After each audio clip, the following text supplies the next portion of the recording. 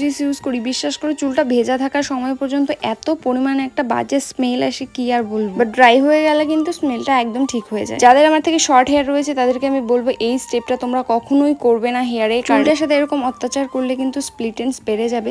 তবে আমি খুব কেয়ারফুলি করি, আর আমার যেহেতু অনেকটাই লং হেয়ার ওই জন্য না খুব একটা ভালোভাবে ম্যানেজ করা পসিবল নয়, এই জন্য একটু করতে হয় এটা। একটু ভেজা থাকা অবস্থায় কিন্তু চিরুনি না করে আমি হাত দিয়ে জটগুলোকে ছাড়ানোর চেষ্টা করি, কারণ চিরুনি একদমই ভেজা চুলে ইউজ করা যায় না, তোমরা সবাই জানো এটা। ভেজা অবস্থায় যদি জটগুলোকে একটু ছাড়িয়ে নেওয়া যায় তাহলে শুকোনোর পরে কিন্তু চুল আমাদের ছিঁড়বে না, মানে মাঝখান থেকে ছিঁড়ে ছিঁড়ে আসে সেটা কিন্তু হবে না। যত দিন যাচ্ছে হেয়ারটা নিয়ে আমার এক্সপিরিয়েন্স বাড়ছে, নতুন নতুন এক্সপেরিমেন্ট করতে পারছি, এটাই আমার সত্যি খুব ভালো লাগে। যে প্রবলেমসগুলো ফেস করি সেগুলো তো অবশ্যই তোমাদের সাথে শেয়ার করি, এবং যে বেনিফিটসগুলো পাই আমি এক্সপেরিমেন্ট করে সেগুলো তো তোমাদের সাথে আমি শেয়ার করেই থাকি অলওয়েজ।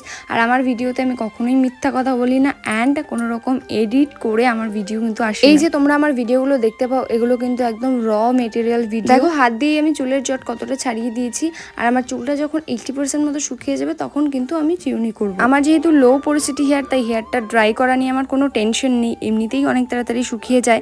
হেয়ারটা আমি এভাবেই ছেড়ে দিলাম, তারপর চলে এসেছি স্কিন কেয়ার করতে, কারণ আজকে আমার স্কিন কেয়ার করতে অনেকটাই দেরি হয়ে গেল এত সব কাজের মধ্যে। সকালে তো স্কিন কেয়ার করিনি, সারাদিন পরে এখন বসেছি স্কিন কেয়ার করতে, তাই একটু ভালোভাবেই করছি। তবে আজকে আমার স্কিনটা দেখছি অনেকটাই ভালো আছে কালকের তুলনায়। আসলে আমার স্কিনটা না এরকমই, কালকে ভালো আছে আজকে